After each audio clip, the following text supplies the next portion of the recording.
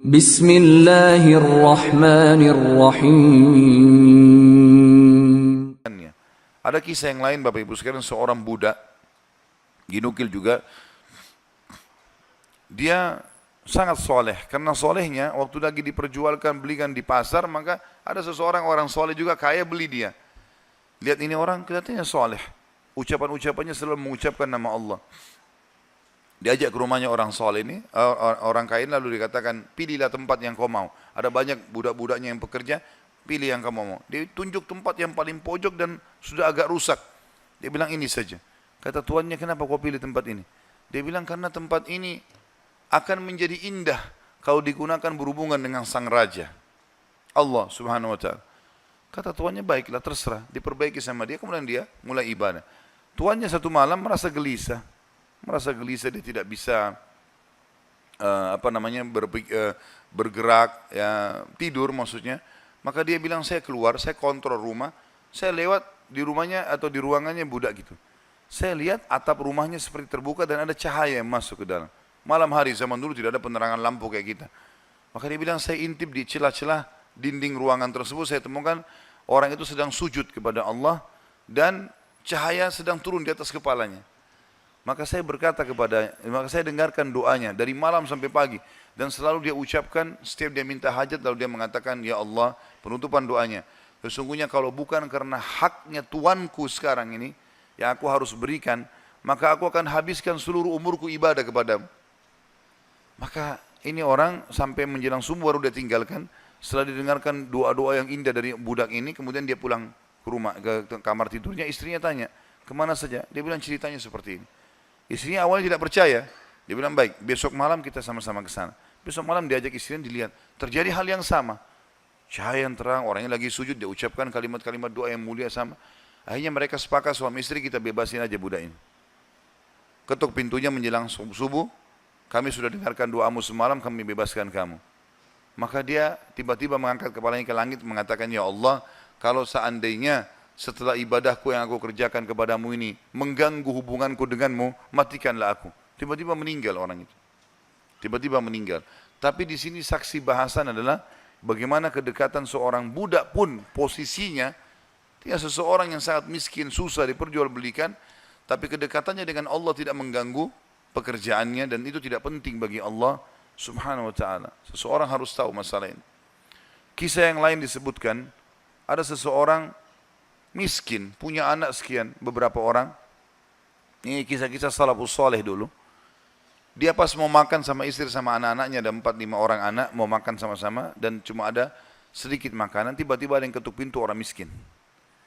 Dia bilang begitu mau dihidangkan makanan, mau makan, ada yang ketuk pintu. Saya suruh istri saya buka, dibuka pintu, ternyata ada orang miskin yang minta. Mereka miskin, ada orang miskin lagi minta. Kami sudah sekian hari nggak makan, berikanlah makanan. Istrinya tanya dia, kasih makanan. Dikasih makanan semuanya. Karena kalau dibagi dua juga nggak cukup. Orang itu juga punya anak banyak. Dia sama istrinya orang mukmin. Berjalan waktu beberapa saat setelahnya, kalau kita mungkin berapa jam, kelaparan semuanya. Anak-anak lapar, dia lapar, istrinya lapar. Tengah malam nih. Ya, kalau kita sekarang di awal malam, jam 12 malam gitu. Istrinya bilang, bagaimana? Anak-anak menangis semua kelaparan. Kita juga kelaparan semua. Dia bilang, baiklah, saya akan keluar, saya akan cari rezeki Allah. Nanti Allah akan kasih nanti. Dia bilang, orang ini cerita, dia bilang, saya keluar dari rumah, saya pergi ke masjid dekat rumah. Kemudian saya sholat malam, sambil berdoa kepada Allah.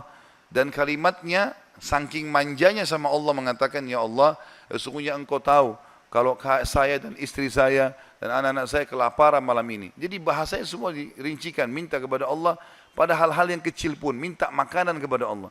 Saya malam ini lapar ya Allah, berikanlah makanan. Gitu kan? Dikatakan dalam kisah ini, ada seorang amir bisa kita katakan raja atau gubernur wilayah itu, sudah seminggu gelisah, mau bertobat kepada Allah. Sudah seminggu gelisah mau bertobat kepada Allah. Maka dia pun gelisah. Amir ini malam itu dia nggak bisa tidur. Dia keluar, dia ambil makanan terbaiknya, harta terbaiknya dari emas berkantong-kantong dibawa sama dia. Dia bilang, ya Allah, sebagai bentuk taubatku kepadamu, maka aku akan membagikan ini kepada orang yang membutuhkannya malam ini. Dan aku tidak akan memegang tali kekangan kuda ini, aku akan biarkan dia menuju ke arah yang manapun kau pandu. Maka kudanya pun jalan, hanya masuk ke dalam masjid yang ada orang susah tadi. Ini kisah nyata. Pada saat masuk dia bilang, Amir ini bilang, saya tidak tahu kenapa kuda saya ke sini. Tapi ini rumahnya Allah. Pasti ada sesuatu. Dia bilang saya turun dari kuda, saya masuk, saya temukan orang itu lagi berdoa. Dan doanya minta makanan. Maka saya pun berkata kepada orang tersebut setelah dia salam, saya sudah dengarkan doamu. Dan saya salah satu hamba Allah, dia bilang. Dan saya pemimpin Amir ya, wilayah ini, saya niat taubat dan saya ingin memberikan ini. Maka saya berikan kepadamu. Ambillah harta ini, uang ini. Uang ini cukup untuk dia menjadi orang kaya karena banyak sekali. Dan makanan juga sudah cukup. Dan dia bilang, Amir ini bilang, pemimpin ini bilang, kalau seandainya kau butuh apa-apa datang ke istana saya saja. Jawaban orang itu di depan raja tadi, pemimpin wilayah ini, dia bilang, kalaupun saya butuh, saya tidak akan datang kepada anda, tapi saya akan datang kepada Tuhan anda dan Tuhan saya, Allah yang telah membuat anda datang malam ini membawakan makanan. Coba kita bayangkan kalau kita di posisi orang ini, teman-teman sekalian. Kalau misalnya kita lagi punya hajat, kemudian ada satu orang yang kaya datang kepada kita. Kemudian dia menawarkan kepada kita solusi, misalnya kita terlilit utang, atau misalnya kita mau bayar rumah sakit, atau apa saja. Lalu datang orang mengatakan, baiklah saya akan bayarkan. Mungkin pikiran kita pendek sampai di situ. Kita akan mengatakan baiklah. Apalagi dia bilang pokoknya butuh apa saja datang ke saya. Ini nomor telepon saya. Saya yakin kita akan lupakan Allah itu. Kita akan ke orang itu. Ambil pelajaran dari orang soleh ini. Di depan orang itu dia mengatakan saya tidak akan datang kepada anda, tapi saya akan datang kepada Allah, Tuhan anda dan Tuhan saya yang telah membuat anda datang membawa makanan malam ini. Jadi justru kalau sudah dapat solusi, jangan malah jauh dari Allah ini. Malah harusnya jadi lebih dekat kepada Allah SWT. Allah mudahkan seorang dokter, resepnya bisa membuat kita sembuh, bukan karena resep dan dokter itu, tapi karena Allah SWT yang ingin itu. Gitu kan? Harusnya kita jadikan sebagai momen untuk lebih dekat lagi kepada Allah. Dan kita mengatakan, ya Allah, sebagaimana engkau mudahkan dokter ini menjadi penyebab aku sembuh, maka mudahkanlah setiap kali aku mengalami sakit misalnya, maka kesembuhan datang dari sisimu, bukan lagi dari dokter atau dari obat itu.